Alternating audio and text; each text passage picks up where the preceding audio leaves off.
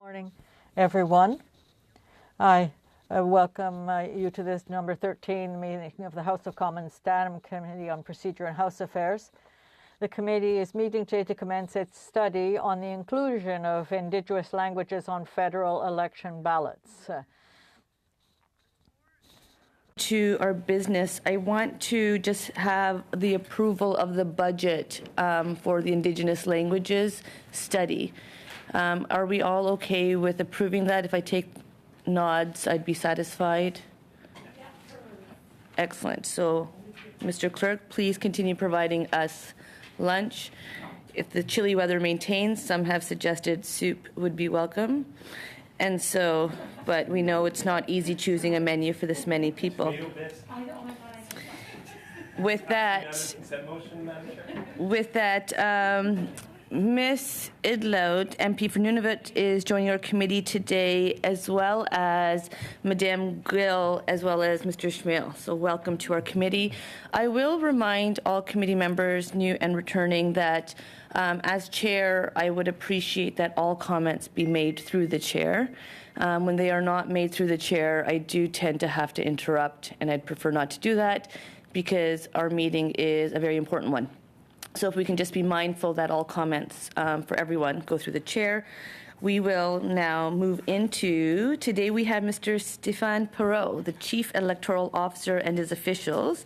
Mr. Perreault has asked for some additional time, and just to properly acquaint us with this issue, I think that is absolutely suitable. And Mr. Perreault, what I'll do to minimize my comments is ask you to introduce who is accompanying you today, and I'll turn the floor over to yourself. Welcome to PROC Committee. Thank you, Madam Chair. So this morning with me, I have on my right Madam Anne Lawson, who's Deputy Chief Electoral Officer, Regulatory Affairs. On my left, Monsieur Michel Roussel, Deputy Chief Electoral Officer, Electoral Events and Innovations. And on my far left, Madame Karine Morin, who's my Chief of Staff and responsible for languages issues in the agency.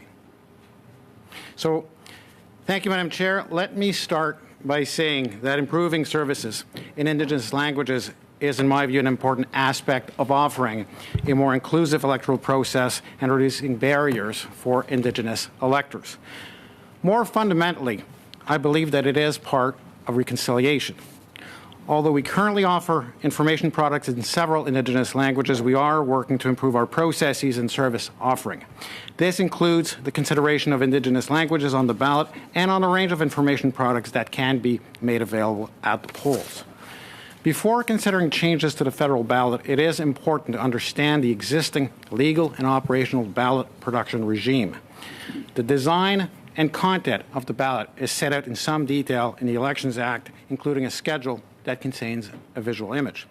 These requirements relate not only to language, such as the use of the Latin alphabet and the alphabetical ordering of candidate names, but also physical characteristics, such as a counterfoil and a stub with lines of perforations separating them. These special characteristics mean that current ballots can only be printed by a relatively limited number of suppliers and printed and distributed within a very tight time frame. While the name of the candidate may be in any language using the Latin alphabet, candidates must provide proof of identification when they are nominated, and this name is then used on the ballot. For political parties, the party name appears on the ballot in the language that the party chooses. There is no requirement for a party to have a bilingual name, and currently there are three parties have a name only in French and one uses an English only name, and these names are not translated on the ballot. Under the Act, the ballots must be printed in the very narrow window that exists between the close of candidate nominations, 21 days before polling day, and the very first day of advance polls, which is 10 days before Election Day. In large and remote ridings, getting the ballots printed and distributed across the riding in time for advance polls is already a significant challenge. That said, we see 4 different options for the use of Indigenous languages for federal ballots.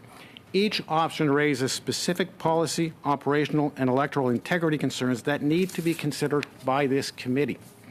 All but one require legislative changes. For ease of reference, I have supplied a placemat that reviews the 4 options and the main associated questions that they raise, mostly for Parliament. Alors, une des options serait d'offrir un bulletin. One of the options would be to offer a multilingual ballot including 1 or more Indigenous languages in designated electoral districts. This raises an important question for une langue autochtone et si un plafond sur le nombre total de langues pour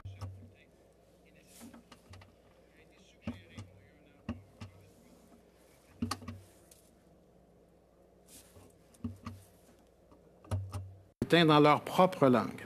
Alors, en pratique, si on se fie à la langue maternelle des Canadiens autochtones, ça signifierait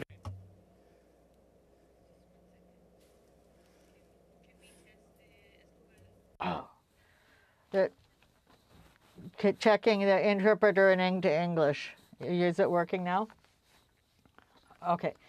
So it's saying that practically, if you base it on the mother tongue, of 1% of people, that would mean you'd have to use administered ballots in 17 languages in 27 electoral districts across the country with up to 5 Indigenous languages in some districts. The use of more than 2 languages raises important questions of accessibility and design. Putting the names of parties and candidates in multiple languages on a ballot risks making it a crowded, busy text that may be difficult for some voters to comprehend, especially those with low literacy or an intellectual disability, as well as with a visual impairment. So it would be testing of the ballot design with user communities would be critical prior to a legislative enactment. Madam Chair. qui a servi dans Saint-Vidal à la dernière élection fédérale. This is what was used in the last federal election. Can we see if... So this is what served for the last federal election. This is the ballot. So this is an extreme. Some have 3 candidates, but we can't exclude when you look at the ballot, you might see this type of complexity if you have to add these languages to the ballot.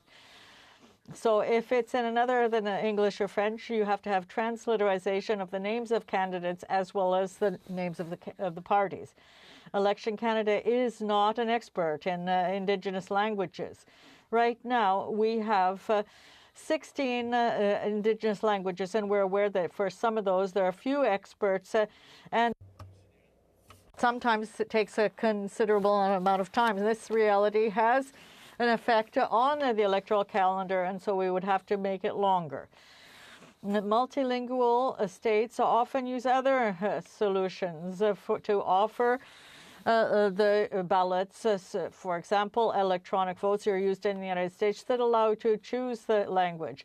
Sometimes the name of the parties are replaced with logos or symbols. Another option would be to modify the law so that you could have a distinct Indigenous language ballot. This would mean it would be more complex, but it would mean that this could take longer to make for both creating and distribution. And if these would be available throughout a riding, confidentiality, the secret of the vote might be at risk, where you have using this distinct ballot within a polling division could identify the choices of these voters. And so I do not recommend separate ballots. On the multilingual ballot would be to pursue an approach similar to that used in territorial elections in Nunavut, where candidates who wish to do so can provide their names to appear on the ballot in the Inuit language. An amendment to the Act could permit candidates to provide an Indigenous language name for their use on the ballot alongside their name in English and French. Federal parties could also be entitled to provide Indigenous versions of their names to be used on ballots in certain ridings where they wish. This would be consistent with the current approach, where parties can but are not required to have their names both in English and French. Although this option would remove the need for independent translation or transliteration of ballot, it raises other questions or considerations for Parliament. Candidates must currently provide documentary evidence of their name. So would this requirement be kept for Indigenous names as well as for French and English names, 2 documents? And if not, I'm assuming not, would Elections Canada have to validate the transliteration?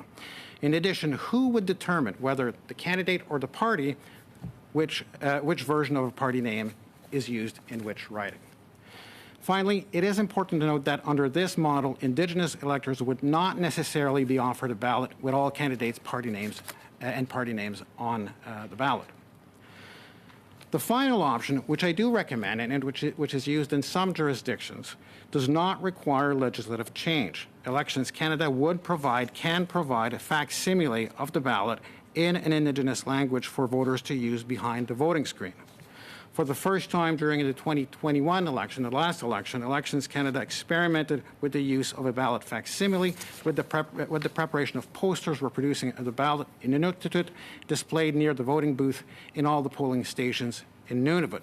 And I've brought, and I know we've shared copies both of the poster and the facsimile that was laid on the table for electors to see and make the comparison. Despite some production challenges, we were able to produce the facsimile just in time for use at advance polls. In consultation with Indigenous communities, I would like to expand testing of this approach in other districts using other languages. Although I also plan to expand the deployment of information products in Indigenous languages at the polls to reduce barriers and to ensure that the voting experience of Indigenous Canadians is more reflective of their identity. This will allow us to become more familiar and agile at using Indigenous languages in the voting process outside of Nunavut, which to date is the only Canadian jurisdiction with experience in this area. We will be able to work with candidates and parties to test facsimiles, including transliteration of candidate names and, where appropriate, translation of party names. We can also test out the timelines for printing and production process. So in conclusion, Madam Chair, I understand the significance of this issue for Indigenous Canadians, and I am committed to increasing the use of Indigenous languages in the electoral process. But I also urge this committee to carefully consider the complexities around the use of multilingual ballots. I do not recommend legislative changes at this stage, but instead to pursue and expand the use of facsimile ballots in other Indigenous languages. And this experience will help Elections Canada and this committee to take further and better informed steps in this important area. So thank you, Madam Chair, for inviting me, and of course I welcome questions. Thank you, Mr. Perot. Those were great introductory remarks, and even with 2 interruptions, you stayed under 10 minutes. So I appreciate that and the thoroughness of your comments. We will now start with our 6 minutes round, beginning with Mr. Viss, followed by Mr. Turnbull, et puis Madame Gill. C'est à vous les questions. Oui. And then Madame Gill. Are you? Oh, well, I'm going to be the first. No, you'll be after Mr. Turnbull. And then we have Madame Islo. Well, thank you to all the witnesses from Elections Canada today. This is a very fascinating subject. My first question relates to special ballots or early voting. In the last election, given the facsimile option, did Elections Canada accept special ballots that were written in Inuktitut, I believe? So thank you for this question. I did not raise it in my remarks, but it's an important issue. That's something that Parliament would have to consider. Under the current legislation, we do not accept language other than those using the Latin alphabet. So the candidate name has to be written as it is officially in the candidate nomination on the special ballot in order for it to be accepted. So if we were to have special ballots in Indigenous languages, then it does raise a question when we're compiling the results in Ottawa for the mail-in ballots that do go to Ottawa, the national vote, then we would be dealing with quite a diversity of languages and alphabets. And so that's an important consideration, whether that would include the special ballot But in the last election, it did not. We in Nunavut, we had only the facsimile for the regular ballot, both at advanced polls and at regular polls. And just because this is a friendly conversation, that felt really good. But when Through the the conversation is not so friendly, it's always nicer to go through the chair. So we'll do that when we're having a friendly conversation and not a friendly conversation. My apologies, Madam Chair. I took the red eye last night, so I'm not as sharp as I usually am right now. Madam Chair, Mr. Perot mentioned in his introductory remarks concerns about printing special ballots in Indigenous languages. Given that there is already a case in Nunavut where ballots are printed in Indigenous languages, how much of an impediment would it be for Elections Canada to have their ballots printed in Indigenous languages in that territory specifically? Thank you, Madam Chair. So, Madam Chair, I think in the case of Nunavut, I think there are very different situations across the country in different Indigenous languages. In the case of Nunavut, translation is available within 24, 48 hours, and we probably could have the ballot printed in Inuktitut. However, the policy consideration, this would require an amendment to the legislation, and the policy considerations that are raised would be there. So would all names be translated? Who would validate the translation? If it's as in the territorial election in Nunavut, the candidates themselves put forward their name, they do not translate the name. They take it as is from the candidate. And so there's a range of policy issues there. There's the ordering of the names on the ballot. So this is feasible, but it does require legislation to set the rules around the ballot format. Madam Chair, through you to Elections Canada, I understand after every election, and probably sometimes in between Elections Canada goes to the voters of our country and asks them about barriers to participation. In any of the surveys conducted by Elections Canada to date, Madam Chair, has Elections Canada the language of the ballots been flagged as a barrier to participation by Indigenous Canadians? Thank you, Madam Chair. I can come back to that, and maybe my colleague has an answer. I do not believe that our surveys address the linguistic barriers for Indigenous electors. I do not believe that is a category that we capture in our surveys, but I stand to be corrected by my colleagues. So, unfortunately, we do not have that. So, what we know is what we know from what we learn on the ground in terms of serving electors in those communities and working through the AFN to engage First Nation communities across the country during the election period. So, we use different means to do that, and we have a range of tools to support that. But I do not have data to share with this committee on this topic, Madam Chair. How much time left, Madam Chair? A minute and a half. I guess one final quick question. What section, if we were to have Indigenous languages on the ballot, Madam Chair, what section of the Elections Canada Act would have to be amended? So we can come back with information on that. There's a number of sections that need to be amended. They're not hugely numerous, but we have that information, and I could share it, Madam Chair, with the committee after the session. Okay, and then finally on special ballots, I think with foreign voters that would equally apply to further amendments to special ballots being mailed in from another country. Is that correct, Madam Chair? For Canadians abroad, Madam Chair. For Canadians abroad. So any changes to the language used on the special ballot would require a legislative amendment. It would also involve, presumably, some I mean, the ballot itself, and I have a copy there, has also French and English in the back. I don't know whether we would want to translate that in several languages. That would create challenges in terms of ensuring that the right ballot goes to the right person. We probably want to keep it as simple as possible because of the diversity of electors we're dealing with for mail-in ballots.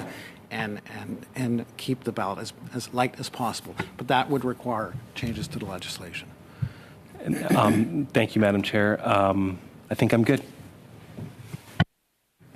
Excellent. Just for clarification, every language that we would like to add to a ballot would have to be added into legislation? No, thank you, Madam Chair. The legislation right now presumes the two things. One is it uses the Latin alphabet. And secondly, it uses the name as it appears on the candidate nomination supported by voter ID. So that could well be a Greek, an English, a French, or an indigenous language. There's no restriction. As long as the ID supports it, then it's acceptable. But the alphabet has to be the Latin alphabet. Brilliant. Okay, just wanted that clarification. Thank you. Mr. Turnbull, 6 minutes to you. Thanks, Madam Chair, and thanks to Mr. Perot and team for being here. I'm sorry I couldn't be there with you in person, but nonetheless, I have lots of questions as always, and look forward to this study. I think it's a really important one. I was a member of PROC in the last Parliament where this was suggested under some other work that we were doing on Bill C-19, which was more pandemic focused. And I'm really glad that we're returning to this now because I think it's really important work.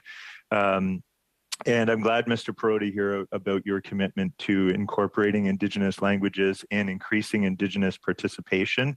And I think we all recognize that those are not exactly the same, that Indigenous participation is far more than just including Indigenous languages on ballots. But this is an important aspect of that conversation. So, and thank you, for outlining the 4 options and for contrasting them with some of the policy, operational, and electoral integrity challenges or concerns that you have. And I think that's really helpful. Your opening remarks were quite well taken. So I have 3 sort of lines of questioning, see if we get to all of them. But one of them is sort of trying to unpack a little bit more about the conversation in terms of the threshold.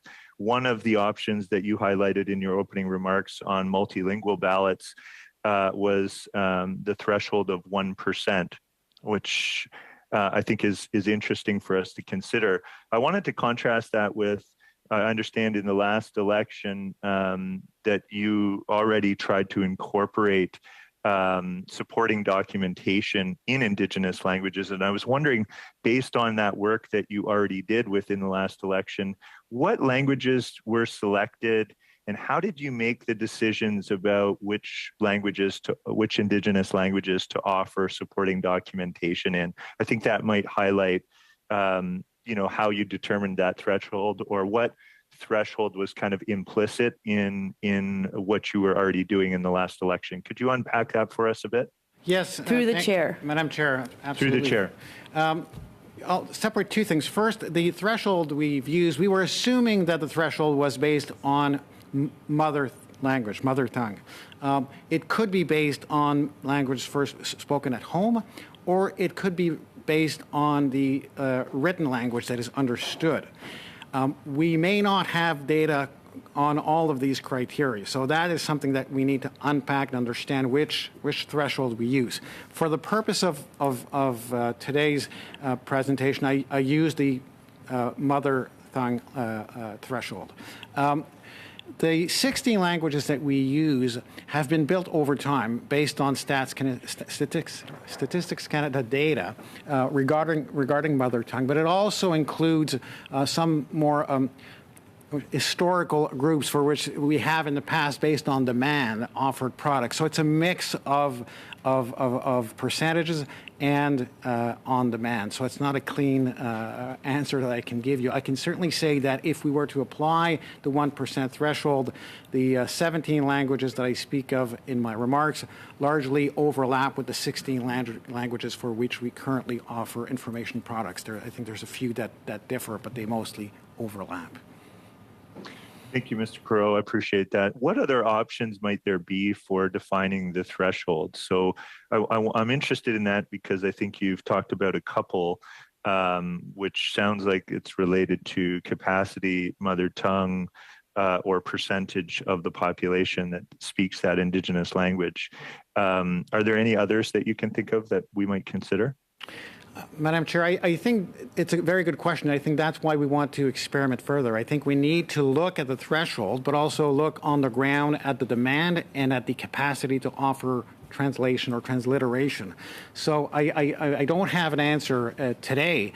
I think one of the things I want to do in the next election is try to explore as much as possible using those languages that we currently use, see where we can go and where we find obstacles. It may be that, given of the calendar in an election, some may not be possible despite a threshold. So I would come back to this committee. Thank you for that, Mr. Perot. Through you, Madam Chair. You also highlighted, Mr. Perot, ballot facsimiles, which I thought was a really interesting potential solution that I think you've highlighted as having a lot of potential. I'm wondering whether you got any response and positive feedback on that in Nunavut in the last election. Could you tell us about any feedback that you received? Yes, thank you, Madam Chair. We did not receive much feedback. We had no complaints about it. We had some complaints about a few of our items. For example, the Vote Here poster, which is not translated, which I think should be translated. So we had some comments about that. Not about the facsimile. It may be simply that people who live in Nunavut expect to see Inuktitut in documents. So I would speculate that it's something that is not, a shock to them. They would expect to see that. And so seeing it, they were happy about it. At least they didn't complain about it. But there's not much that we can say from that. We learn about the process in terms of our capacity to do it in that language. I think there's a lot more that we need to learn. So, Madam Chair, just one more question through you. Mr. Perot, in your opening remarks, you talked about in consultation with Indigenous communities and testing this approach further. I wonder, just based on the need for regular consultation and the commitment you have to Indigenous participation and incorporating Indigenous languages into ballots or the ballot facsimiles. Would you? I know that Elections Canada has other advisory groups. Specifically, do you think it would make sense to have an Indigenous participation advisory group that could also focus on this issue of Indigenous languages? Would you think that would be a good approach to have ongoing consultation and communication? It's certainly, Madam Chair, something that we are currently exploring.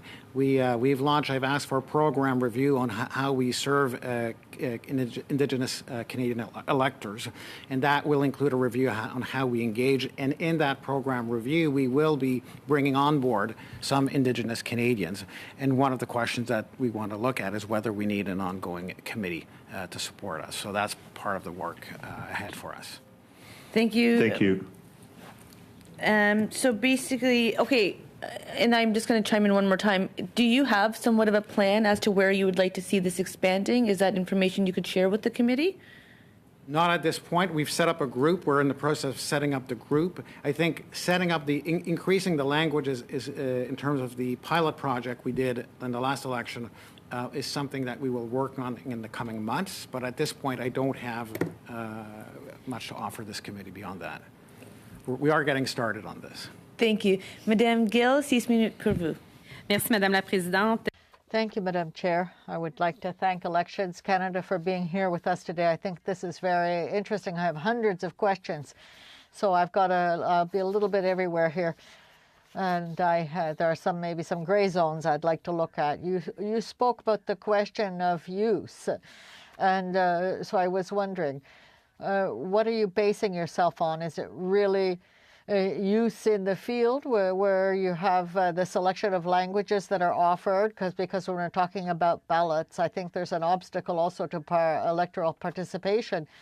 It's really also a question of information being available for people. So we're talking about 16 languages that are included. So ideally, how many would there be if we talk about usage?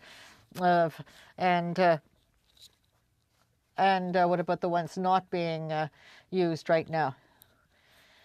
Well, the number 17, that's really based on the amount of the percentage of population. The 16 languages that we do use right now, Madam Chair, to produce information for the identity use have been language have been chosen because of the amount of population as well as the requests of the population using those languages. I will question. I think this must be a difficulty because there are such a number of languages. So is it possible, or would it be a utopia to say that we'd be able to serve all of the population? I've already heard about the question of the facsimile. And within the communities, sometimes it works. Sometimes there's several languages used, but sometimes it's just one. But if you have an Indigenous person in Montreal, downtown Montreal, how would they be able to have use of a facsimile? How many languages would be there in the voting booth? So I'm just wondering about whether your model has some limits. I think we probably have to find another way of working to be able to serve the whole population. Madame Gill, I would just like to say that do address your comments through the chair. And I also want to say that I'm very flexible. So if you're asking a question, if you need a little bit more time, I'll be able to give you time, because we do want to obtain more information today. So this is a very important conversation. Mr. Perrault. Madam Chair, I think that all the paper paper ballots, they have limitations there inherently. But if you're using the internet, you can choose a language. You'd have much more accessibility if you're using electronic means. But in the paper world, we're not there yet. And so we'd have to see what would be realistic. And even in the model that I think is the easiest, which is the facsimile, I don't think that we would necessarily, I think it might create confusion if we had a huge number of languages. But I do know that there are a certain number of ridings, and I don't have all of the data, but sometimes you have up to 5 different Indigenous languages that would be there at a level of 1% of the population. That's a lot, 5, even in a facsimile model. So I don't really have an answer other than to say that if we really want to open the door, we would have to move to the electronic vote. Well, thank you very much. Thank you for thinking ahead, because I think that, of course, we need to find solutions, but things are moving in that field. And so that's part of the discussion as to the electronic voting. So I would have some questions. You mentioned, of course, there's not really any consultation that has been done, and you're saying you can't really say. You might say that it might hurt the participation in elections, but how would you say what do we need to do to be able to go further and to allow Indigenous electors to be able to have access to the vote in their own languages? Have you had any comments, any complaints? Is it through the Assembly of First Nations? Where is we talk a lot about the threshold of 1%, but there must be other requests that aren't within that 1% threshold model. But there are communities in my riding, and I know that there are some people that aren't even aware of the fact that this is something that exists. Madam Chair, I think that we've always tried to improve services for Canadians and to take into consideration Canadians that are in particular situation. And with the Indigenous communities, there's, of course, the question of reconciliation. So we've been trying to offer information in the Indigenous languages. So we have different programs also, and there are some programs that will help for voting, the actual voting process. But with the Inuktitut, this was really the first time that we did it, and there was a bill in the spring, and there was a clear indication that there is a need there, and I think that all the members of this committee were very positive with respect to that initiative. So I did want to start, and I wanted to start with Nunavut, because I think that it would be easier to work with the facsimile model. So that's the context within which we did. Do you have another question, Madam Gill? Yes, I did have one, Madam Chair, but I've lost it right now, so I'll come back to it later, another round. Thank you very much. Madame Iglotte, you have 6 minutes. Thank you very much. I'd like to thank you very much for involving me to deal with the very important issues, and I'm very happy that I am involved and we have a good interpreters, and you have given me opportunities to sit on other meetings, which has been wonderful for me. We need to talk about our culture, our way of doing things. Thank you. I have a question. We all know the election is human rights in Canada. There is Constitution, Aboriginal languages is entrenched well. We have a lot of things to do in Canada. We need to deal with Aboriginal languages and deal with that importantly and properly. And we want to continue to use our language and strengthen it. The government of Canada needs to help us to strengthen the bodies of Inuit organization to enrich languages. Are you willing? Are you open to deal with this, the rights of Aboriginal people? I like to understand what you think.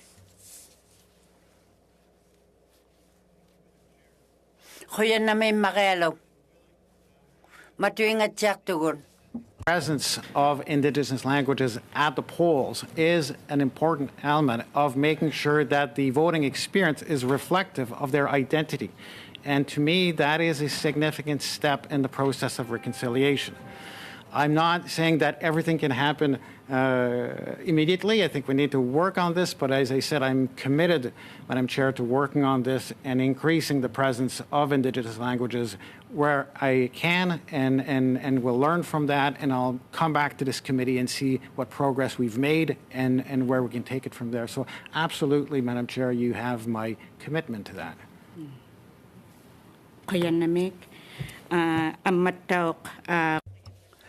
I also like to thank you for Inuit that were also involved in voting. It was very good impressions of what they did in the community or in Nunavut. There are many, many people who do not speak English. We speak Inuktitut. There are many, many people in Nunavut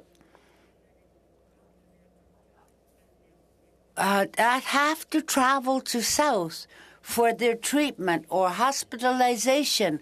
The language does not work, English. We need Inuktitut. There are so many people that go south to get their treatments, and yet they have to use English. In Iqaluit, there were many people who went to Iqaluit to vote, but unable. They were told to get out because they don't have a proper policies and procedures about elections, about the languages. No wonder. When they're not in their community, when they have to travel, they need to vote too. But it's not allowed. How can you, as a government of Canada, help us more properly to do the proper procedures, especially for the people who do not speak English? The voting ballots are very, very important to Canada and for us. And we should not be ignored for the rights of ours, especially when there's a national election. Thank you.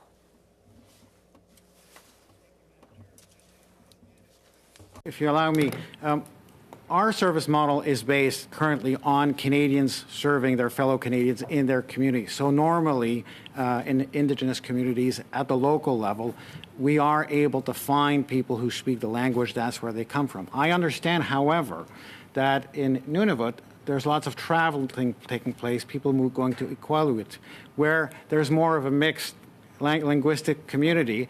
And there's generally, we are able to offer language services in the language of the people, but it's not always as easy as when you vote locally. I understand that when you vote in Iqaluit, you have to vote by special ballot, which is a complex process because you're voting away from your polling division. The list is not the list that, for other polling divisions, and therefore you have to use the special ballot, and it is a more complicated ballot.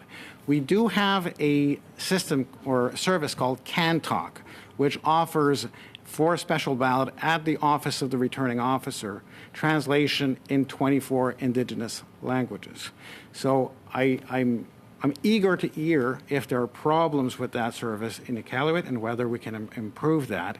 But I recognize that voting outside of the polling division, outside of your community, involves a more complex process, which is the special ballot. Yes. Would you like one more question, Mrs. Liv? Sí, okay.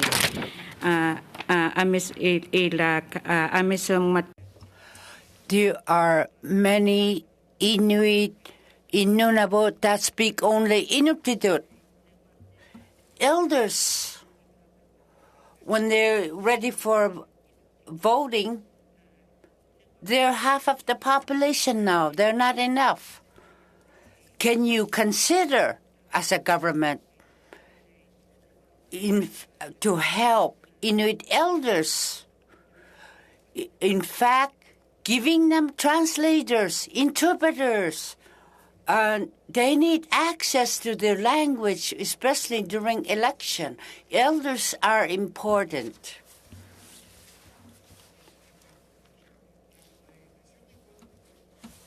To this, my understanding is that, and obviously I'm not in Nunavut seeing there. I will be there this summer to discuss this very issue. I intend to travel there with other chief electoral officers of Canada at the provincial level. My understanding is that there is generally service in Inuktitut at the polls. My understanding is that this is not equally true in Iqaluit. I understand that, and we need to see how we can improve the services there. If that's your understanding, that it's really an Iqaluit mostly issue, then I'd like to hear that from you. Apologies, Master. Through you, Madam Chair. Thank you, Mr. Perot. I think this was just a moment of reflection as well, that when Ms. Idlout speaks, we get to understand her in English and in French. Yet when we are communicating, she does not have that same ability to hear it in her language. And I just want to put that on the record that I am noticing this. And I know we're taking steps as a country and as a government, but obviously we have a lot further to go. And your insights are very welcome here with us today. So thank you. For always the information you share. And I just wanted to put that on the record because I've not experienced this yet. So thank you for broadening my horizons as well. Mr. Scheer, we are starting with yourself for 5 minutes, followed by Mrs. Sahota. Then it will be Madame Gill for 2.5 minutes, Ms. Idlout for 2.5 minutes, Mr. Schmiel for 5, and Mrs. Romanado for 5. Mr. Scheer, to you the floor. Yeah, thank you, Madam Chair. And I just have a couple of clarification questions. The commissioner described the pilot project. I think he referred to it as putting up posters in polling locations using I believe he used the term a facsimile of the ballot with Indigenous languages and how that would translate into the ballot. One of the practical concerns or issues that you flagged about using these types of languages on the ballot related to who would validate the translation, I believe is how you put it. So just wondering if you could explain the process to validate the translation for those facsimile posters. Who's whose word do you take, or whose version, or on what basis do you kind of have confidence that this is the proper translation or the proper transcription, I guess, for lack of a better word?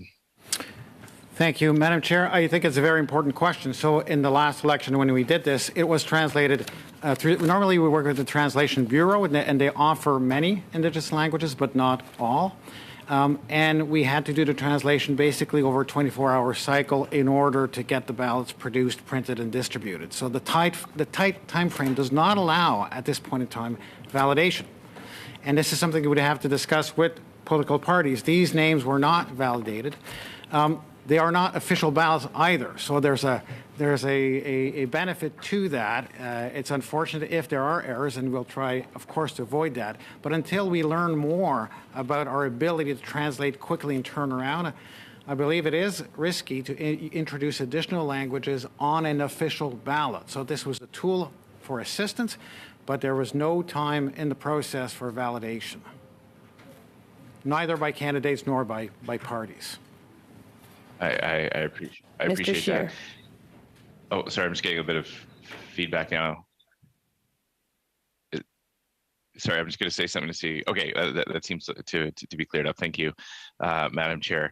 So I guess the point is there that on that there's a level of there's a different level, obviously partially because the ballot requirements are laid out in statute, but also because the official ballot would have to be, 100% certain. You'd have to have a great deal of an extremely high level of confidence that there's accuracy on the ballot itself. Whereas informational posters, you've got a little bit of leeway there. It's a little bit easier to amend. If you catch a mistake, you can likely amend it a lot easier than reprinting tens of thousands of ballots.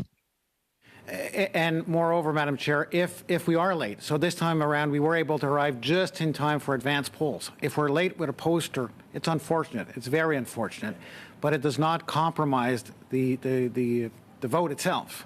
If we have to do more complex ballot, we have to be sure that we can produce them in time for the advance polls. There is no way about it. We have to be certain about that. Mm-hmm.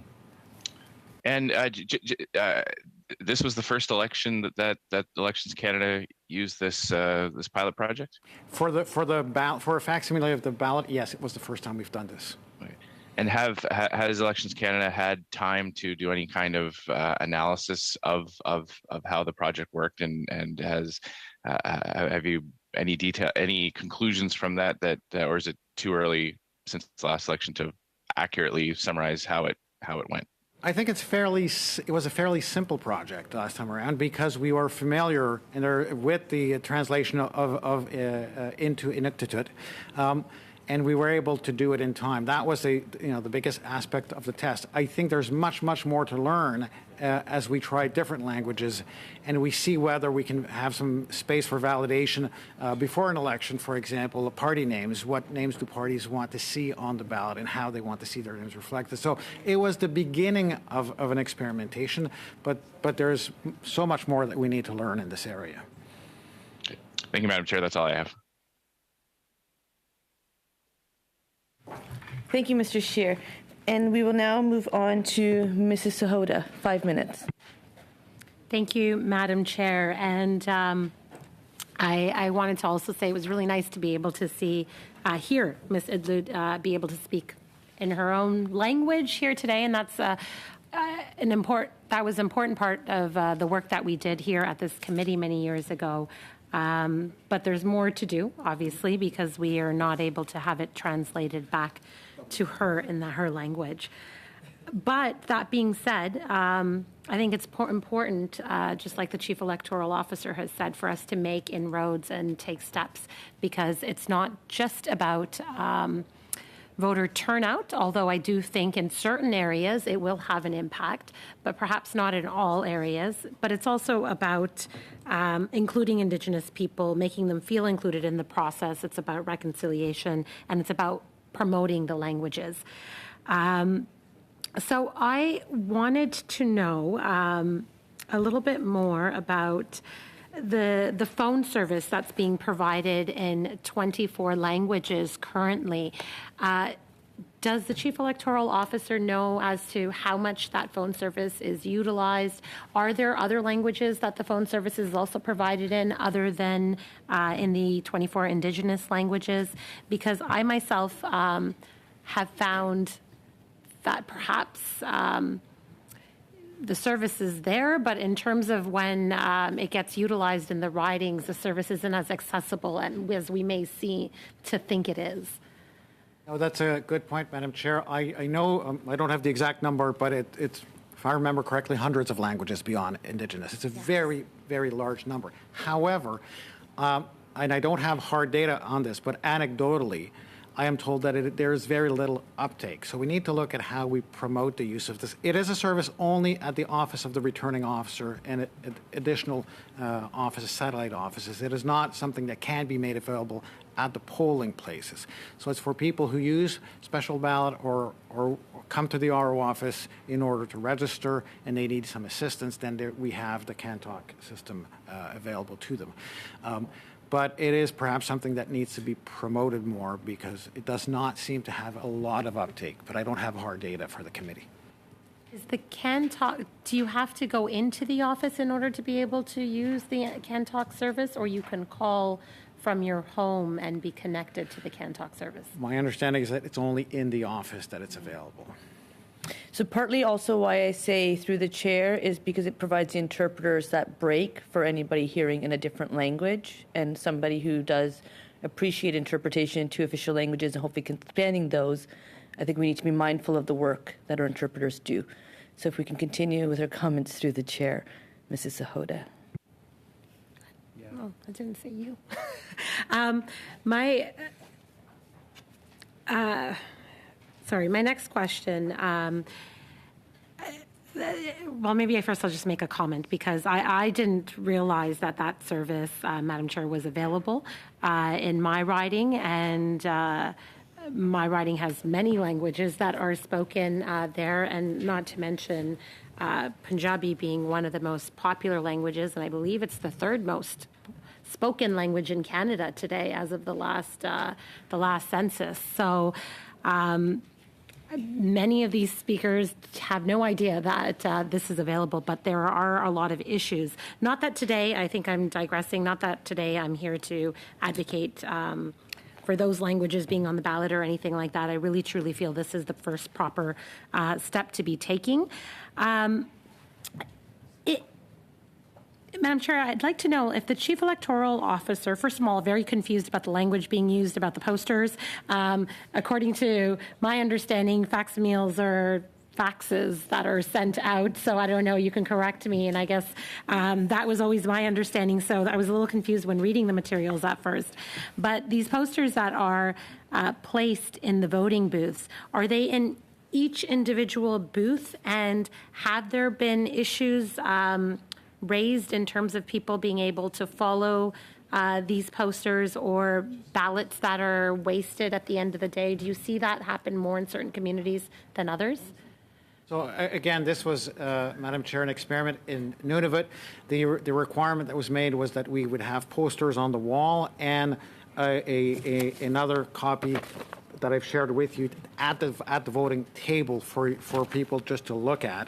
So they weren't using that. I'm not aware of problems with that. It doesn't mean that there weren't instances that the document was not available, but I've not received any complaints in that regard. I'm not aware of instances where it was not available. Would it be more helpful, perhaps, to be able to also provide this in the actual voting booth? I believe that would be a little bit easier for the person voting. Madam Chair, that was, so it was on the wall, and the intent was at the table of the voting booth where the electors were. So the intent ideally would be posted in the booth so that they could see side by side the ballot in Inuktitut and the ballot in the regular ballot that they use to mark, that they use to vote, so that they can align, of course. And in Nunavut, with 3 candidates, it's a fairly simple comparison, and the translation is fairly easy. Any final? Did I hear a beep already? Yeah. Do you want to have one more question? No, that's fine. Excellent. Thank you. We will now continue with Madame Gill, 2 minutes et demie. Merci, Madame la Présidente. Thank you, Madam Chair. I would have a comment more than a question. I think that there is a question of threshold 1% within a riding. I'm thinking that for me in Manicouagan, I have 2 Indigenous communities that have 2 languages, and we're talking about the question of electoral participation. That was one of the where we're wanting to help with measures and with reconciliations, and this is where my comment comes. I think that it would be possible to help keep these languages alive for myself, even if the Naskapi are 1% of the population. Sometimes people they're really very isolated, and they may be in a situation of losing their language. And since 2011, we've seen a drop of that being indicated as their mother tongue. And also there's the Innu, and they have been relearning their language. When you think about what happened with the residential schools, sometimes it's no longer their mother tongue, but they're relearning it. So I think that for reconciliation, I think that this would be a way to help protect Indigenous languages. So that would be the comment that I would have. So I want to know what you think about that. And I know we're talking about 1% of the riding, but also we're talking about when we're designing these ridings. Sometimes we are involved with arbitrary decisions when we're recreating these electoral boundaries. So I just wanted to say that I think we need to help protect the Indigenous languages. But I think, yes, there's the question of participation, but we also have a responsibility to help keep these languages alive. Thank you. Madam Chair, I have 2 points. First of all, the importance and also the difficulty of this threshold, because, of course, data is very fluid in terms of spoken language as well as written languages, which is also important. So it's important to have thresholds, but it's not necessarily easy. So it's important to work with the communities to understand their needs above and beyond the numbers we get from Statistics Canada. And the other point, which I think is very important, is the point on reconciliation. And we always have had as a position that we're offering a service. And we know that in many Indigenous communities in the reserves, roughly 40% do not want to have a vote. They do not want to have the election in the ballot boxes in the on their reserve. So we do have to try and work with reconciliation and create bridges, and that may help to be able to help them accepting having the voting offices within the reserves. And with respect to participation, that's important too. Thank you very much.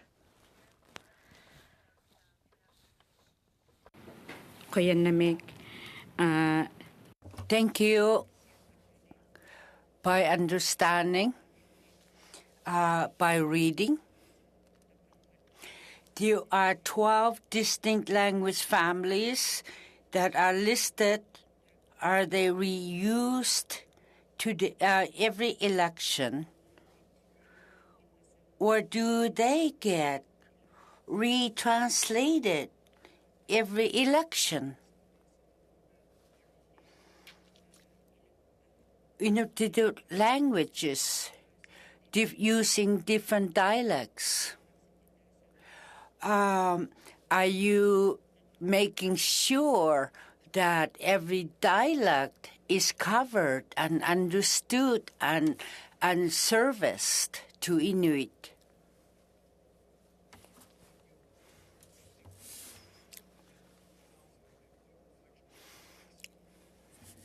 We have to deal with. We are not experts in Indigenous languages, so we need to rely on others, and in particular the Translation Bureau, to provide their expertise to support us in their documentation. So it's a partnership that needs to take place. It's not something that Elections Canada can deliver on its own. We will never have the expertise to deal with all the Indigenous languages and the dialects. And I know it's true in Inuktitut. I know it's true in other communities where there are different dialects. So we have to rely on the experts, and necessarily there will be a choice made as to what is the appropriate version or dialect used in our documentation.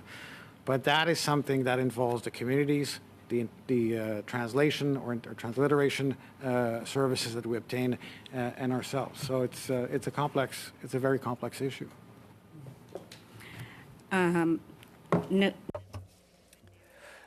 About elections, about ballots, the language itself in English, it's the same. It's the same. They're giving same messages.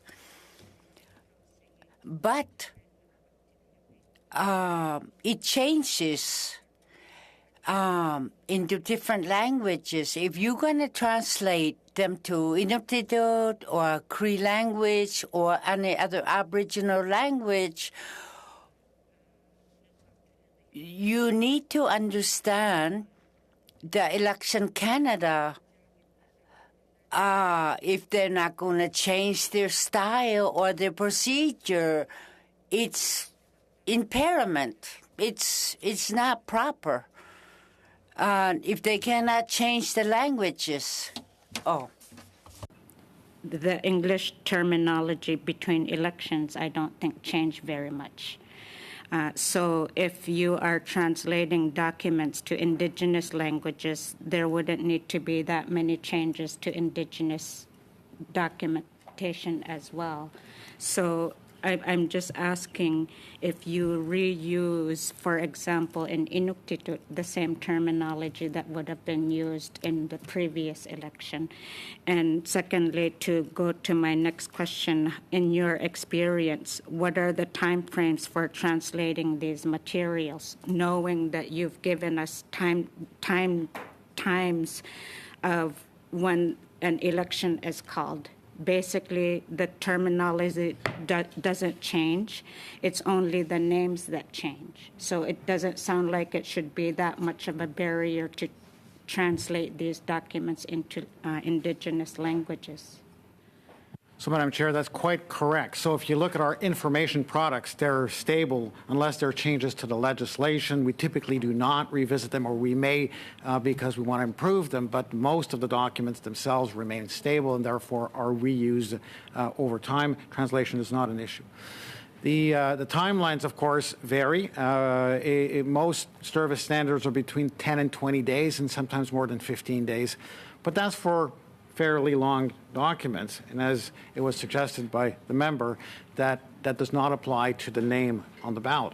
Even the party name, if we can work in advance with parties and get agreement on the transliteration, we can have that resolved.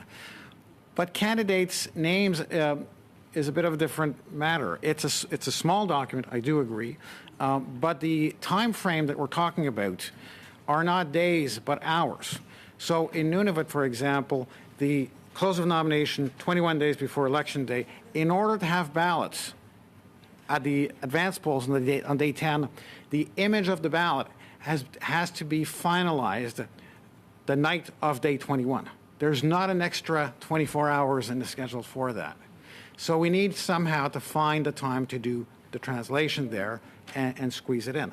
Now, Inuktitut is fairly accessible in terms of translation. It's not equally true of other languages, and there is no time there for validation. So if a candidate who does not speak the language does not have the opportunity to verify or to have, we have to find out how does that work in the process, and how long do we extend the time frames to allow this, because right now there is just no space in those 10 days for that.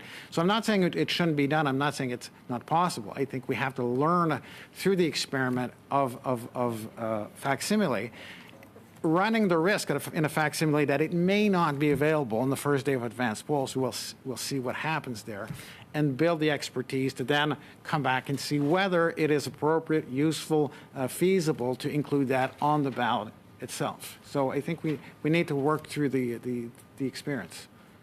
Thank you, Mr. Perot. And now we'll go 5 minutes to Mr. Schmiel. Thank you very much, Madam Chair. And I'd like to ask a question to Elections Canada through you to continue on actually what you just mentioned just a second ago about the ballots. We talked about ballots on election day and the problems and concerns you have with timelines. Maybe I'll just pick up with what you were talking about with advanced polls and the challenges that would entail for the staff locally, but also centrally as well. Yes, so it's very tight for advanced polls, and we want to make sure that there's time for quality control once they're printed, the ballot. So, I have a timesheet that I can share with the committee of every step that goes into the production of the ballot. It's really, it's by the hour. And there's the first step, which is confirming the image to make sure it's got the right names in the right order, that there are no mistakes. It goes to the printer. Then there's a sequence of events, including, and I've shared, I think, the copies, but I can share actual ballots where you can see the stub, and that takes a fair amount of time. But then we need to check to make sure that there is no mistakes, and mistakes do happen, and we've seen ballots that are misprinted. And so there's a very rigorous process that needs to take place to make sure that we do not have improper ballots at the polls. So I'm not sure, Madam Chair, if that was. Yeah, there was more. It was more about the timelines, and I think you answered that question. It's tight to begin with. It's even more challenging for advanced polls. Yes. Madam Chair, through you, did Elections Canada receive any complaints about people not being able to vote, since we're talking mostly in the north, specifically in Nunavut? Did anyone complain or any reports of complaints not being able to vote because of the current languages used on the ballot? No, we've not received complaint of that nature. We have received complaints about the fact that some of the language, we mostly have communications in Inuktitut, but some of the language, for example, that bright yellow sign that says vote, with Elections Canada on it, unfortunately is not translated. And so I think that's something we could change, because it's apparent for people in Nunavut when they see that that's not aligned with their expectation and experiences. It's striking for them because they're accustomed to that. So and these you have are lots the of time to do that, and it's standard, as you said, with your other material. Yes, that's something we prepare in advance. So it's a lot easier for the rest of the material than the ballot itself to improve the overall presence of Indigenous languages than it is for the ballot itself, which is very sensitive. Now, Madam Chair, Elections Canada, from what I can tell through the documents, does try their best to get a local Indigenous person that speaks the language wherever possible. I guess, were you able to fill all positions in the north with someone that could speak the local language? I don't have a good answer, a specific answer for that. I know in some cases we have to fly in people and fly in communities because there's a lack of resources, but it is exceptional.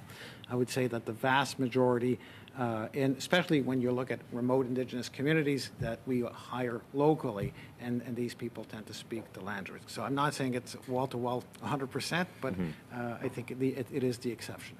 We do have an elders and youth program. I think, and something I want to look into, I think the uptake of that has gone down. The elders and youth program is one whereby we hire an elder and a youth to come at the polls and assist voters, including for linguistic assistance. And I think it's a good program, but I think the uptake has gone down. So that's something that I want to look into. Yes, Chair. That was actually my next question. Is there some kind of program available? So you answered that, and it's building, as you said, and more interest is coming online for that. Yes, we want to revisit what we're doing. I think we've seen some challenges in the last election, and we want to understand better how we can better engage with the communities on an ongoing basis rather than during an election. We've struggled with that over the years to maintain permanent connections with Indigenous communities outside of the election. And that complicates matters in terms of hiring, but also in terms of understanding their needs if it's all rushed during the election. So we're looking into that as part of a broader program reviews on First Nations. Okay. Thank you, Chair. Thank you. That's it? You're good? Excellent. How much time did I have left? You got 20 seconds. Oh, well, okay. It was nice talking to you, so thank you for interacting with myself instead. You're always a great addition, Mr. Schmale. Thank you for joining us. Mrs. Romanato, 5 minutes to you. Thank you very much, Madam Chair, and through you, I'd like to thank the witnesses for being here today. I have a couple of questions. One of the questions is with respect to deployed Canadian Armed Forces members. The Chief Electoral Officer mentioned the difficulty or the challenge if the CEO had to identify each individual deployed officer and whether or not they needed a specific ballot in Indigenous languages. I just want to double check with the Chief Electoral Officer if I understood that correctly. For those who are deployed overseas who receive a ballot so that I'm assuming it's a special ballot that then gets returned to Canada, would it still be possible to have, depending, because they're voting in the last electoral district or the one that they have selected, how difficult would that be to make sure that they received a ballot should they wish to have one with Indigenous languages on it? So they would vote by special ballot, and this is a blank ballot with a limited amount of information, like name of candidate, nom du candidat, Madam Chair. So we would need to see how we can translate and keep the content as light as possible in order to have it as flexible as possible. As I said, currently, any language used is the language of the candidate's name as it appears on nomination, whatever that language is in the Latin alphabet. So the issue is whether if we open up to other alphabets, how it is presented to the voter, but also how it's counted back in Ottawa with different languages, different alphabets. We have candidates, party representatives, that are at Coventry in our warehouse where this count takes place. The people who do the count are referred to by parties, and so it's not clear that they would be equipped to properly understand the handwritten in a different alphabet. That is, I think, a challenge and a concern. And so I have to say I have some reservations about using the write-in ballot in a diversity of languages for that reason. Thank you very much, Madam Speaker, Madam Chair. That is something that we've noticed in the last election, that a lot of ballots, special ballots, were rejected because of additional marks on the ballot themselves, whether it be a cute little heart sign or something, a smiley face. They were actually rejected because they had extra markings on it. So this would be something that would be a concern for me. I have a question, though, with respect to the candidate process. Candidates are required to collect signatures. So my question to the Chief Electoral Officer, in the cases of communities with large Indigenous populations, are they accepting the actual nomination forms with the various signatures with language other than English and French in terms of addresses and so on and so forth? Do they have the capacity to make sure, in terms of validation, that the electors that have signed the nomination forms are in fact electors in the writing? I know that often that happens if it's illegible, the handwriting, that the local returning officer may reject certain signatures. So I'd like to know what efforts have been made in that regard. So the returning officer has to be able to ascertain, as you indicated, or as the member indicated, Madam Chair, through you, that this is a signature from an elector residing in the electoral district. The elector does not have to be registered, but it has to reside in the electoral district. The returning officers are not equipped to look up addresses in different alphabets or languages. That is just the reality. There may be, of course, the occasional returning officer who would be able to, but I cannot guarantee that service offering. And two very short questions. I'd like to know how many Indigenous peoples are employed at Elections Canada in the higher ranks. that could assist with respect to Indigenous languages, but in cultures and so on and so forth?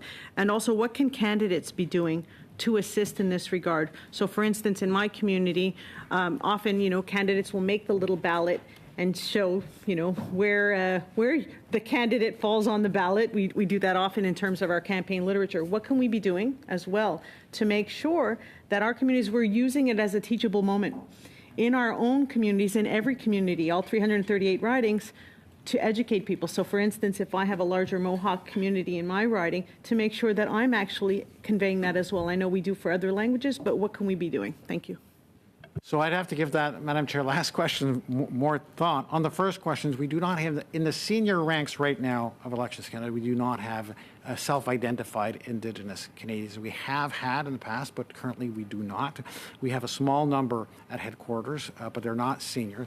We are, as we recruit returning officers, and I think, and I'll come back to headquarters in a moment, as we recruit returning officers, and we do have a lot of openings, if anybody's listening out there, for a position, we are hopeful to hire as much as possible returning officers that are reflective of the communities where they serve. And so that certainly includes in large Indigenous community ridings to hopefully bring in some Indigenous returning officers, and we do have some, but again, I don't have official data on that. It's more anecdotal. In terms of senior ranks, I mean, as I indicated earlier, as part of the program review, we want to bring in some people at the executive level who are Indigenous Canadians to help us in that program review, so that it's not us on our own doing this. So there's an engagement with the communities, but in the team itself, we are hoping to bring in, and we are going to bring in some executives with that background. Thank you very much, Madam Chair. Thank you for that exchange. We will now be moving on to Mrs. Block for 5 minutes, followed by Ms. O'Connell, puis Madame Gill, Ms. Edlett, and I'll tell you who else I have after. Mrs. Block. Thank you very much, Madam Chair, and thank you to our witness for joining us today. The more I read the information that was circulated to us, the more I recognize what a set of complex issues Elections Canada faces in regards to ensuring that all Canadians are able to participate in the democratic process and able to cast a ballot in a general election.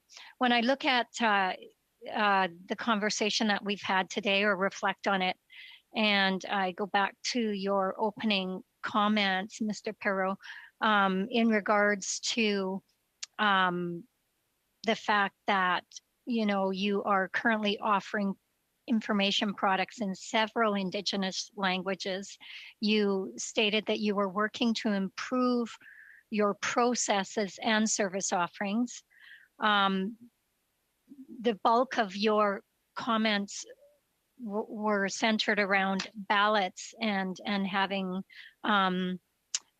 various Indigenous languages on the ballot. And then we've talked about also the range of information products that can be made available at the polls. And I appreciate the comments made by my NDP colleague in regards to how some of those products probably aren't being prepared at the last minute or wouldn't need to be prepared at the last minute. So those, those could be readily available in a timely way. I'm wondering though, if you could comment a little bit about the processes, because the service offerings are different. I also want to know if you're facing similar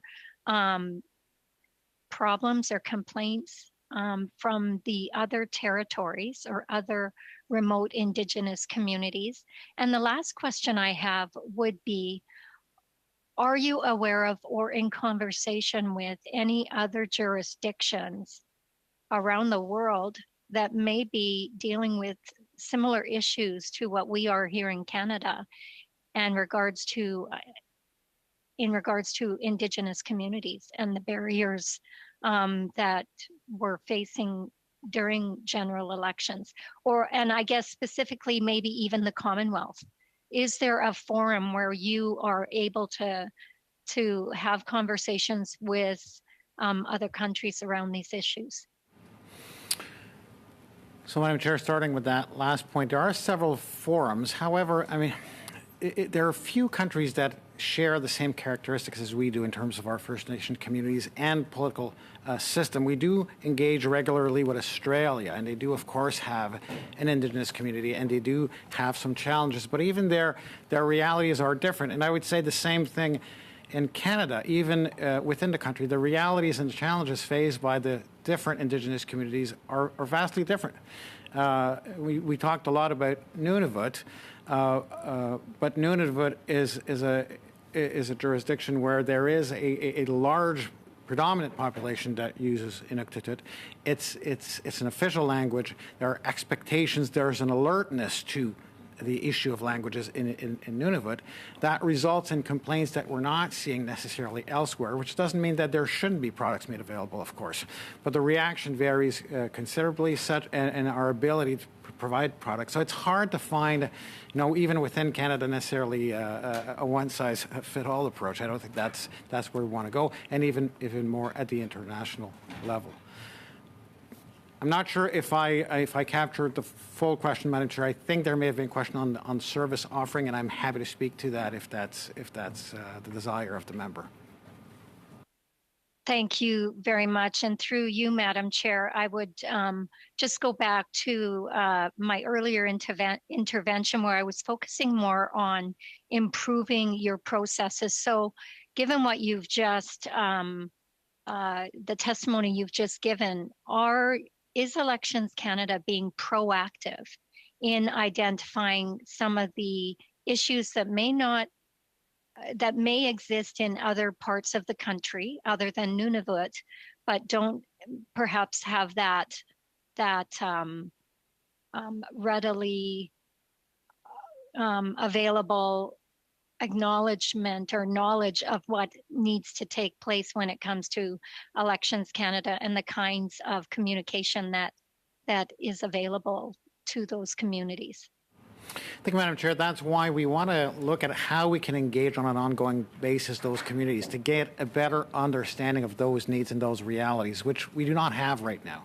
So I think the first step is to build the capacity to engage better on an ongoing basis in order to have a better view of the needs. There are things that we know, of course, and language is one. We work with the AFN, and the AFN has identified that as a significant barrier, and so that's an area that's important.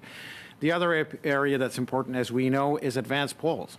We've increased the offering of advanced polls over the years in urban and semi-urban Canada, but the offering has not increased in remote communities, and we need to be able to offer more flexible options. As I said in my last appearance, have a single day of advanced poll in remote communities where there's a very small community. We can't hire for 3 or 4 days, but we can for one. So a lot more flexibility in the services at advanced polls to avoid the rigidity of having a single day of voting that may not be suitable for everyone in that community. So these are the things that we're looking at right now, and I think we can make improvements on that fairly rapidly.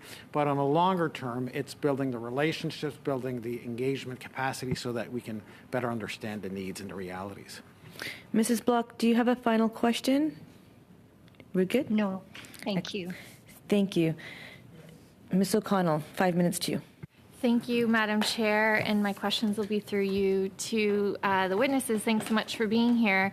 I want to follow up on a couple of issues that were raised by my colleagues, and you touched on it in terms of, we've talked a lot about the ballot translation, but what is stopping you in this time in between elections to have already produced those voting signs and whatnot? Even in minority governments, you have, in a lot of cases, years. So why are they not yet produced, if that was something you heard? Madam Chair, I think there's a misunderstanding. They are produced. They're electronically available right now. We have PDFs of all these documents, and if we need to alter them in some way, we can do that at any time. And so this is not about waiting until the election.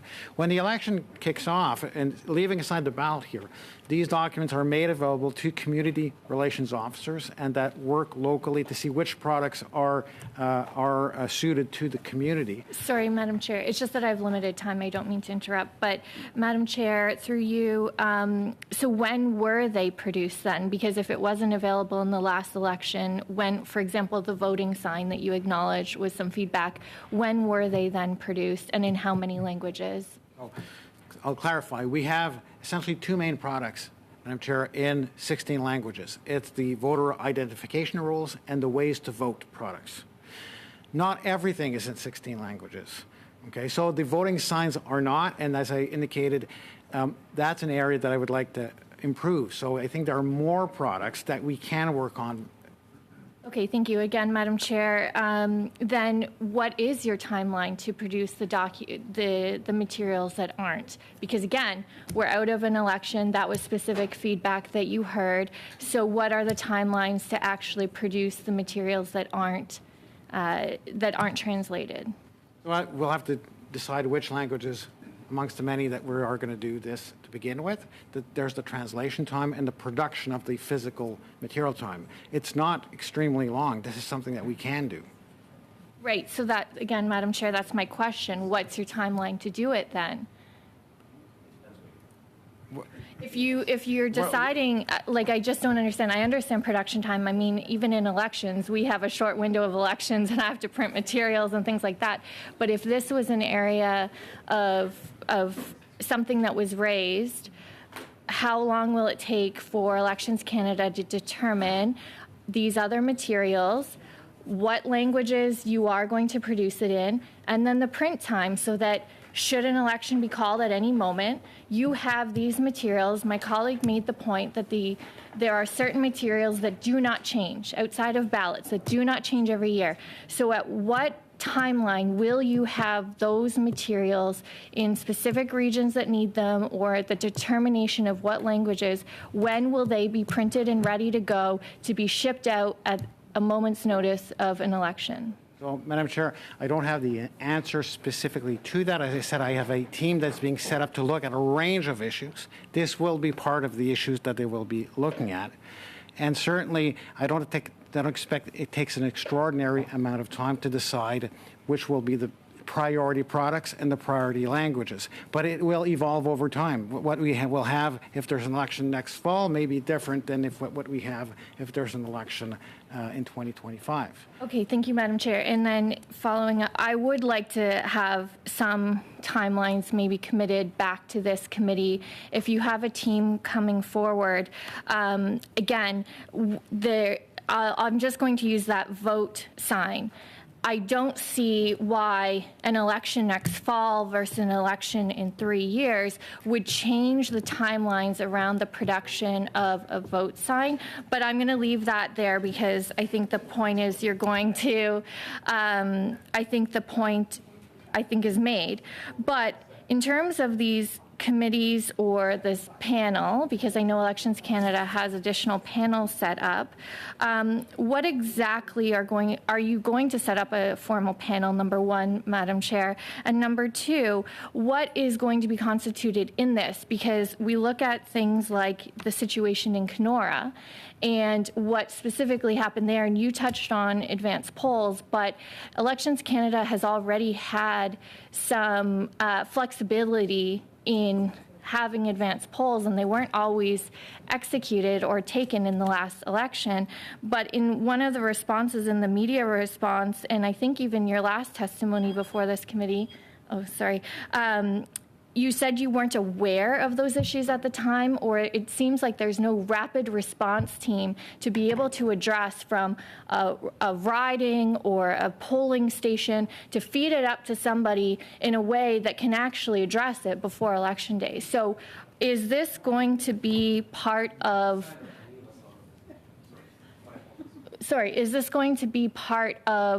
any look ahead, and are you going to do actual town halls in these communities to find out what the issues were? Because what I've heard today, Madam Chair, and I promise I'm wrapping up, but what I've heard today is a lot of Well, we haven't heard that yet, and I'm wondering, are you going to go there and actually speak to the people that have been impacted? So, Madam Chair, there are, I think, many points that have been raised here. I'm not sure I've got them all down. Rapid response is an important issue, and understanding when to brief up to headquarters and to the CEO. I'm doing regional meetings across the country in starting next week and all of May, and it is one of the topics I'll be discussing with returning officers. We need to make sure that we understand clearly what are the issues that need to be briefed up. The issue in Kenora was partly that problem. There was no briefing up. We were not aware.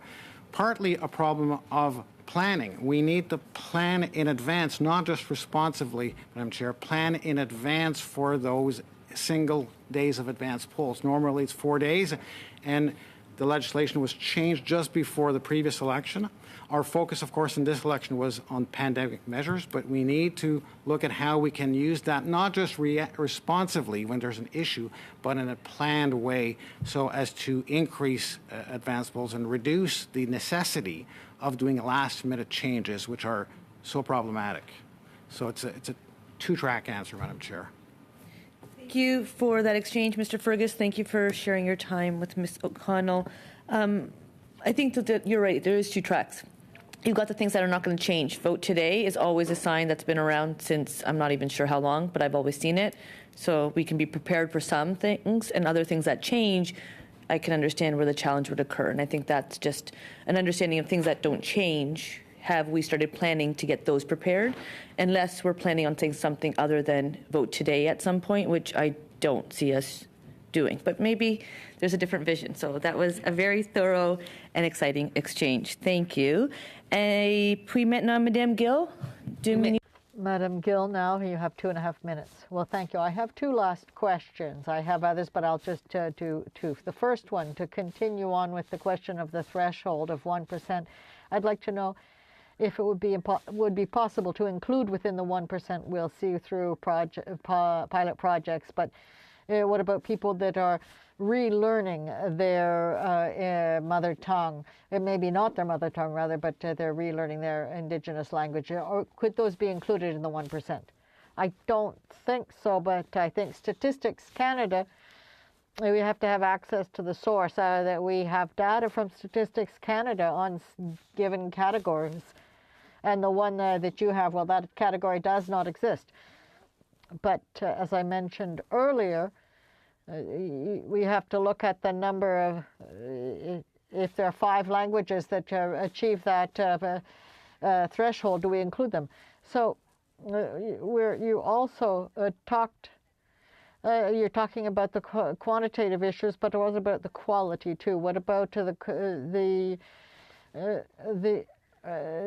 quality issues that you're referring to? Well, I think that it's there has to be discussions beyond the election period. This isn't something that can be decided within an electoral period. So we have to, the returning officer has to be able to have discussions within the community with representatives of the community to understand their needs beforehand to prepare. So, and there could be a question of shifting the 1% if we're looking, if we want to go from quantity to add the question of quality. Well, in the 1%, it's this is what was in a bill. That's why I was using that number, and it does tend to reflect the languages used in our information documents. I don't say that it will be the criteria that will be used in the future. Do you have other questions? That's fine, thank you.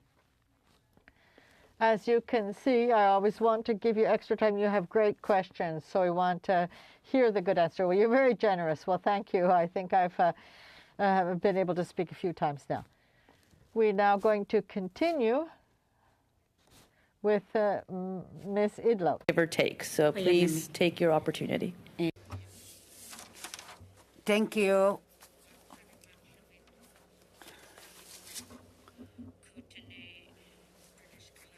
Looking at these communities, 170 different languages are being used. And it clears that we do use our language strongly.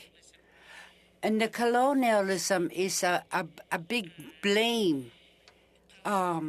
It made just it destroyed our language. We lost our language. I'm asking you, how can you get help to revitalize Aboriginal languages, Inuit languages, to revitalize it? How can you help us? This language of ours, Inuktitut, is very precious and important to us, and we do not want to lose it.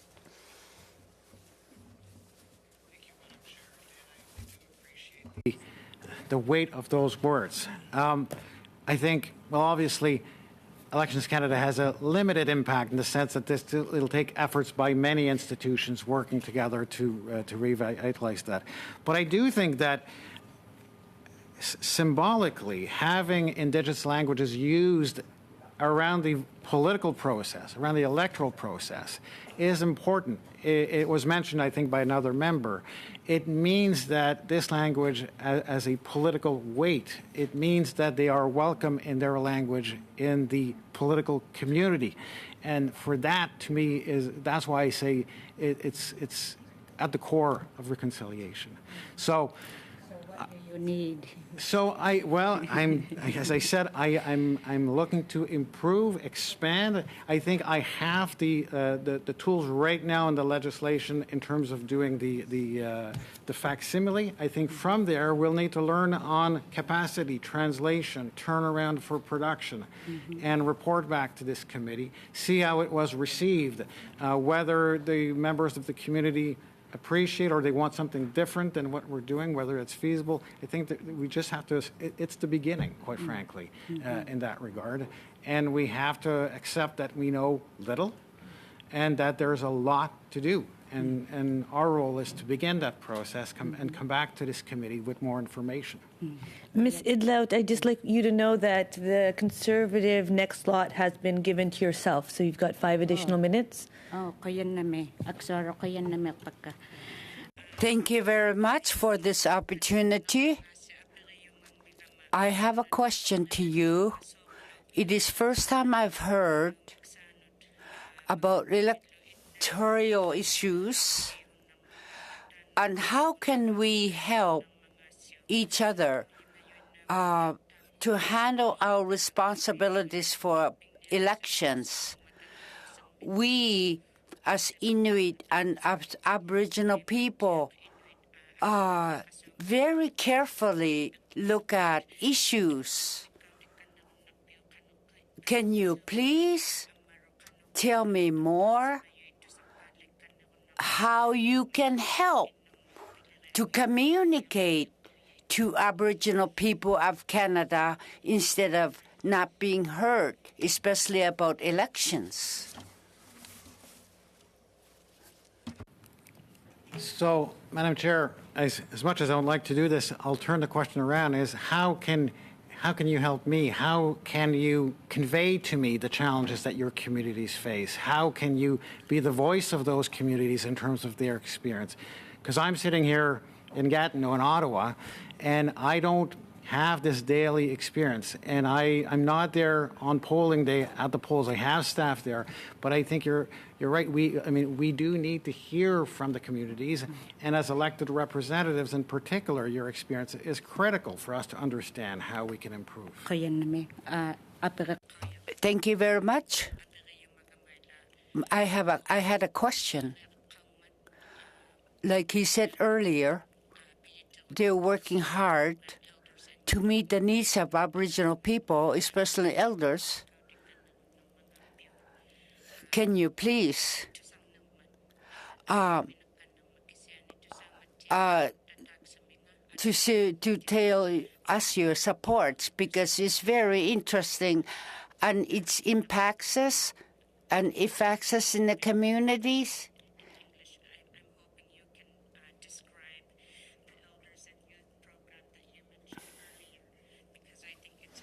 opportunity to inform Indigenous Canadians about this program that I didn't know existed. So I think if more people are aware of it, there's going to be more appetite to use it. Yes. So, Madam Chair, in a nutshell, very simply, and my colleague can intervene and add as necessary, but it is a program where in Indigenous communities, we hire an elder and a young member of that community to be present at the polls, to welcome the voters there and assist them through the process, including by providing translation where it is required. So it's a program that's been in existence for several elections now. Monsieur Roussel, who's been there longer than I have, may know the exact time it was put in place. But I've heard anecdotally that we're having more trouble staffing it, and the pickup is not as great. So that's something that I want to look into, because I do think it's a very valuable program.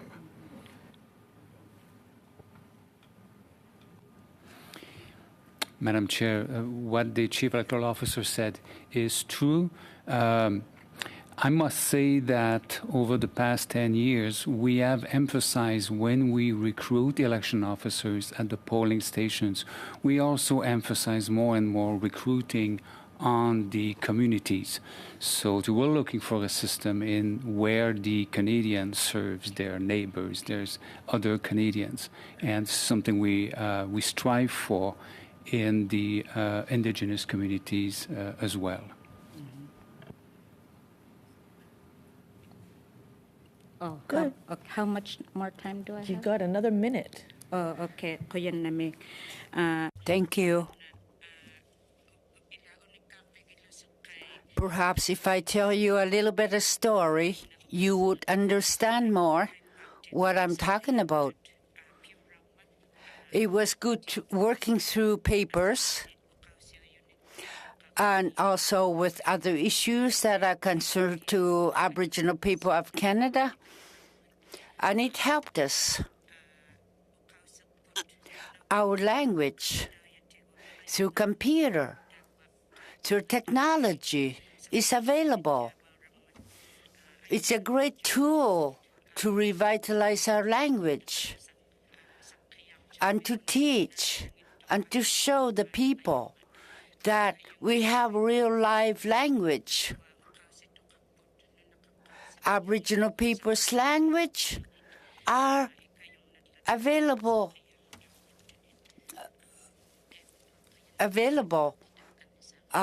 through many communications. Thank you.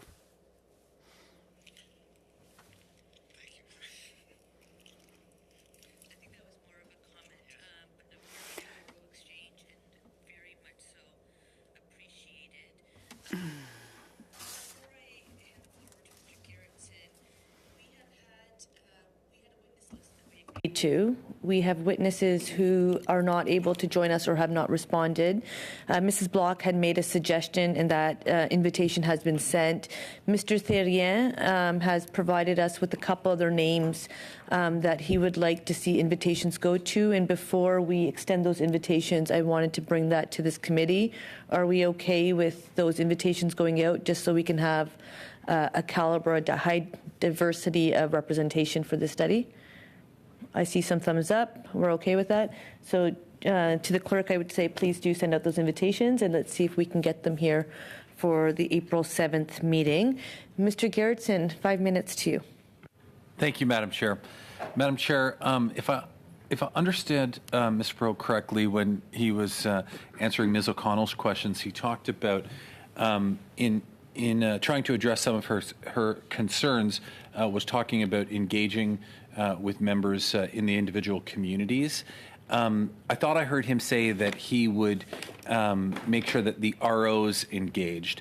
Can he confirm whether or not it will actually be the ROs engaging or him and his office directly? Because I think that the latter is more important. Well, I will be doing some engagement. It is a very large country, but I will be doing some direct engagement. As I said, I'm going to Iqaluit this summer, and I'm hoping to have some meetings there with members of the community. but the returning officers play a central role in their community. I can appreciate that, Madam Chair, and I think that the information to get back from the returning officers, if he is going to be utilizing returning officers to do that, is important, but I think it has to feed into the overall strategy. I don't think the information can be left in the returning officer's hands, assuming that they will utilize it. So he is committed to, if not engaging directly, to making sure that all that information is funneled back to him so that we know where the buck stops. No, absolutely. So, absolutely. So, yes. Okay. Just in terms of the consultation that you're doing, I mean, I want to think that he's doing. I want to think that he is doing it proactively. So can we have some assurance that this work is going to happen in anticipation of trying to determine problems as opposed to always just reacting to problems that might happen already? That is the goal of these, making sure that we engage, is to anticipate the needs and avoid the problems, not anticipate the problems, but the needs.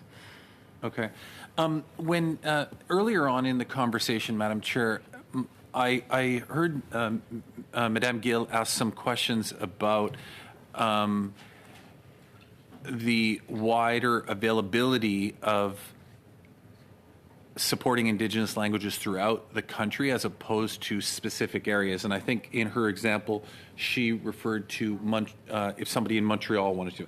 And I understood the discourse and the reply to that was along the lines of, if I heard Mr. Pro correctly, he basically said, unless we go to some form of internet voting where it's available, the availability in electronic voting to be a lot more to make things more widely available, it wouldn't be possible. Did I understand that correctly? That is, to have a wide diversity of languages available in writings where there's a small percentage of the population is not possible on a paper format, which is why you have, Madam Chair, jurisdictions like California or other American who use digital interfaces. It may not be voting from home, but it's a voting machine with an interface that allows the voter to choose the language of that interface. Right. Okay. So good. I'm glad to hear that, Madam Chair, because I think that the lion's share of the difficulty in providing the service is providing it once, repeating it 337 more times, other than the cost associated with the hardware to do that might be cumbersome, but I would suggest it's an investment for the country. There are other ways to do it, like he's saying now, which I understand to be that you could have maybe in certain areas where you're expecting a larger turnout of people who are relying on these machines, you could have more of them. But then in any other polling location, such as one in downtown Montreal, you could just have one. Does that make sense through you, Madam Chair? Madam Chair, it makes sense. However, we are far cry from introducing electronic voting machines in the federal electoral process. This is not something that is allowed in the legislation. And this is not an avenue that I understand Parliament to be wanting to explore. No, my questions were more along the lines, Madam Chair, of how do we ensure that the ability to communicate is there? And I understood that the complexity of that in the responses to Madame Gill was around the challenges with upscaling from a few remote locations to the wider public. Madam Chair, not sure we're referring to the same thing. My exchange with the member was about, as I understood the question, about providing a diversity of languages in a single electoral district with a single ballot format, which led me to refer to voting machines. Yeah, okay, fair enough. And I guess I'm not that far off from what he's suggesting. I'm just saying that it doesn't have to be the actual, I don't know if it has to be the actual voting process as much as the ability for proper communication. So that might be able to be handled without it actually including the actual voting electronically part. Correct, and that is handled currently only at the offices of returning officers and additional offices through the CanTalk translation service, but not at regular polling places. Okay, well, that's all my questions. Thanks, Madam Chair. Thank you for that great exchange. You've got me thinking a little bit, Mr. Pro, and I have to say, committee members, massive kudos to all of you for just the thoroughness of your questions and kind of what we've been able to learn today. I think this was actually very fruitful and not really what I was expecting, but I'm very pleased with the conversation. Sorry, to be honest, but I think what I find kind of fascinating in my head, I can't help, as somebody who's born and raised in the Waterloo region, whose parents immigrated to Canada, whose first language isn't English. You know, the comment about, well, we haven't received any complaints. When there's no understanding of what's taking place, how do you expect to receive a complaint? And so I couldn't help but go through just a series of thoughts in my head as to what my grandparents and everybody else have gone through. Yet we're immigrants. We're not the first people of the land. And I think that's where this conversation is such a thorough one when it comes to the importance that we put on the true nation-to-nation relationship. I do want to appreciate the fact that you recognize the importance of Indigenous-led. And I do want to acknowledge that I think you understand there is a diversity of Indigenous communities and that they're not a monolith. And I think we've started some important work, but have a lot further to go. I know this PROC committee has done a lot of work in this space, as have others. And I do want to put to yourself a quick question, if I may. Well, I'm the chair, so I'm going to. If you have actually been doing some of this work with other